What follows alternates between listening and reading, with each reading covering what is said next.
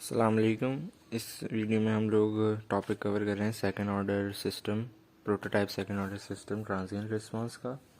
अब इसमें हमारे पास क्या करा हुआ होता है कि हमें कंट्रोल सिस्टम की इक्वेशन दे दी होती है और हमें प्रोटोटाइप इक्वेशन से और डिफरेंशियल इक्वेशन से दोनों को कंपेयर करके हम लोगों को ज़ीटा, ओमेगा एन, सिग्मा इन सब की वैल्यूज़ को निकालना होता है। तो इन वैल्यूज़ को निकाल कर फिर हम लोग डिफरेंट फार्मूलाज में पुट करके उनकी वैल्यूज़ को निकालते हैं। तो प्रोटोटाइप इक्वेशन हमारे पास क्या होती है, मैं आपको दिखाता हूँ। हमारे पास जो सेकंड ऑर्डर की प्रोटोटाइप इक्वेशन होती है वो हमारे पास ये होती है, जिसको हमारे पास हम लोग बोलते हैं प्रोटोटाइप इक्वेशन। अब ये हमारे पास हम लोगों को याद करनी होती है। अब ये सेकंड ऑर्डर सिस्टम में हम लोग इसको कंपेयर कर कर वैल्यूज़ निकालते हैं। आपको एक कंट्रोल सिस्टम की डिफरेंशियल इक्वेशन दे दी जाएगी और आपको बोल दिया जाएगा कि ओवरशूट रिस्पांस निकालें, टाइम डिले निकालें, सेटलिंग टाइम निकालें, या फिर हमारे पास और भी चीज़ें होती हैं। जिस तरीके से यहाँ पर एक क्वेश्चन में हम लोगों को दिया हुआ था कि राइज टाइम निकालना है, सेटलिंग टाइम निकालना है, पीक टाइम निकालना है, डिले टाइम निकालना है। अब इन फार्मूलाज में कुछ ऐसी चीज़ें यूज़ होती हैं जो हमारे पास हम लोग कंपेयर कर कर निकाल सकते हैं, जैसे डब्ल्यू डब्ल्यू एन और ये ज़ीटा और ओमेगा एन, ये सारी चीज़ें हम लोग प्रोटोटाइप की इक्वेशन से और डिफरेंशियल इक्वेशन जो कंट्रोल सिस्टम की दी हुई होगी उन दोनों को कंपेयर कर कर हम लोग निकाल देते हैं। अब मैं एक क्वेश्चन प्रैक्टिस के तौर पे मैंने किया हुआ है, मैं समझा देता हूँ। अब हमारे पास एक सिस्टम ऑफ इक्वेशन दिया हुआ है कंट्रोल सिस्टम का। अभी कंट्रोल सिस्टम की डिफरेंशियल इक्वेशन है, ये डिफरेंशियल इक्वेशन कंट्रोल सिस्टम को रिप्रेजेंट करती है। अब ये भी सेकेंड ऑर्डर सिस्टम है और हम लोगों को पता है कि भाई प्रोटोटाइप इक्वेशन क्या होती है, s square plus 2 zeta omega n s plus omega n square, और किसके बराबर होती है, ओमेगा एन स्क्वायर एक्स। ये इनपुट है, ये आउटपुट है। अब हमारे पास हम लोगों को इस इक्वेशन को इस इक्वेशन के बराबर का बनाना होगा और हमें इसको कंपेयर करवाना होगा। तो सबसे पहले तो कंपेयर कराने के लिए यहाँ पर देखें एस स्क्वायर, ये इसको एस स्क्वायर समझ लें, इसको एस, इसको कुछ भी नहीं है यहाँ पर एस ज़ीरो है। तो इस इक्वेशन को इस इक्वेशन के इक्वल बनाना पड़ेगा। अब यहाँ पर कोएफिशिएंट 1 है लेकिन यहाँ पर तो कोएफिशिएंट 2 है, तो हमें यहाँ पर 1 लाना पड़ेगा। इसीलिए हम लोगों ने क्या कराया, इक्वेशन 1 को डिवाइड बाय 2 करा दिया। अब डिवाइड बाय 2 कराऊंगा तो यहाँ पर 1 आ जाएगा। अब ये वाली इक्वेशन इस इक्वेशन के बराबर आ जाएगी। D square y upon d t square की जगह मैंने डी स्क्वायर लिख दिया, इसकी जगह डी लिख दिया और इसकी जगह कुछ भी नहीं आएगा क्योंकि डी ज़ीरो है। तो यहाँ पर ये 2 से डिवाइड हुआ, यहाँ पर 1 बन गया, 4 2 से डिवाइड हुआ 2 बन गया, यहाँ 8 2 से डिवाइड हुआ 4 बन गया। तो यहाँ पर ये इक्वेशन और ये इक्वेशन आपस में आ गई बराबर। अब हम लोग इस इक्वेशन को और इस इक्वेशन को कंपेयर करा लेंगे। यहाँ पर हमारे पास क्या है, ज़ीटा ओमेगा एन एस और यहाँ पर ओमेगा एन स्क्वायर। अब मुझे पता है ओमेगा एन स्क्वायर को किसके साथ कंपेयर कराऊंगा, ओमेगा एन स्क्वायर को 4 के साथ कंपेयर कराऊंगा, इसको इसके साथ कंपेयर कराऊंगा और इसको इसके साथ कंपेयर कराऊंगा। तो ओमेगा एन को मैंने 4 के साथ कंपेयर कराया, मेरे पास ओमेगा एन की क्या वैल्यू आई, 2 रेडियन पर सेकेंड।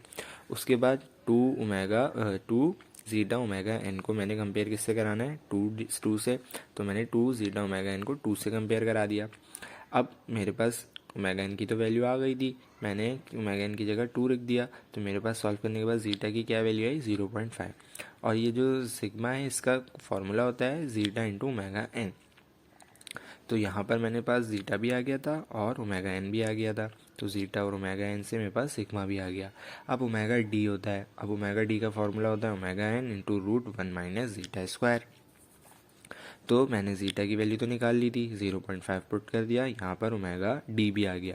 अब रूट्स किस तरीके से फाइंड आउट करते हैं, रूट्स ऑफ डिफरेंशियल इक्वेशन हमारे पास कैसे आ जाएगी, सिग्मा प्लस माइनस जे ओमेगा डी, सिग्मा भी है और ओमेगा डी भी है। तो मैंने क्या करा, सिग्मा की वैल्यू पुट करी और ओमेगा डी की वैल्यू पुट करी, मेरे पास रूट्स भी आ गए। और टाइम कांस्टेंट हमारे पास किसके बराबर होता है, 1 अपॉन सिग्मा। तो 1 अपॉन सिग्मा की वैल्यू मैंने सिग्मा में पुट करी तो 1 अपॉन 1 आ गया। तो सेकेंड ऑर्डर डिफरेंशियल इक्वेशन को हम लोग इस तरीके से सॉल्व करते हैं। प्रोटोटाइप इक्वेशन से आप कंपेयर कराएंगे और उसकी वैल्यूज़ निकालेंगे। तो ये तो हमारे पास कंपेयर किस तरीके से कराते हैं मैंने वो बता दिया।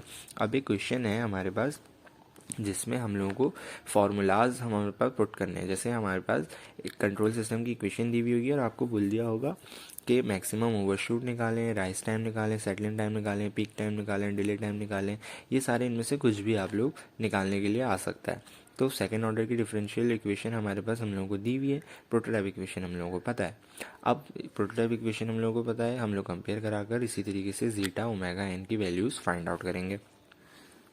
तो यहाँ पर मेरे पास ये इक्वेशन आ गई जो हमारे पास गिवन थी, ये इक्वेशन प्रोटोटाइप है। अब इन दोनों को कंपेयर कराऊंगा तो मेरे पास ओमेगा एन स्क्वायर 100 के बराबर आएगा, यहाँ से ओमेगा एन आ गया। फिर 2 जीटा ओमेगा एन से मेरे पास जीटा आ जाएगा, तो जीटा भी आ गया, ओमेगा एन भी आ गया। उसके बाद मेरे पास सिग्मा, सिग्मा मेरे पास क्या होता है, जीटा ओमेगा एन, यहाँ से सिग्मा भी आ गया, ओमेगा डी, ओमेगा एन और जीटा भी फाइंड आउट है तो ओमेगा डी भी आ गया। अब फार्मूला मेरे पास क्या है, मैक्सिमम ओवरशूट का फार्मूला क्या होता है, ई की power minus pi zeta divided by 1 minus zeta square multiply by 100। ये रूट के साथ मल्टीप्लाई नहीं हो रहा है, इस पूरी टर्म के साथ मल्टीप्लाई हो रहा है क्योंकि परसेंटेज में आता है। तो इसकी जगह मैंने जीटा की जगह उसकी वैल्यूज पुट करी, सारी वैल्यूज पुट करूँगा तो मेरे पास आंसर क्या आ जाएगा 52.66%। और ये होता है हमारे पास राइज टाइम। राइज टाइम का फॉर्मूला क्या होता है 1.4 डिवाइड बाय ओमेगा एन। तो ओमेगा एन की जगह मैं वैल्यू पुट कर दूंगा तो मेरे पास राइज टाइम क्या आ जाएगा 0.14। और टाइम कॉन्स्टेंट का क्या फॉर्मूला था 1/सिग्मा। तो 1/सिग्मा से मेरे पास क्या वैल्यू आ रही है 0.5।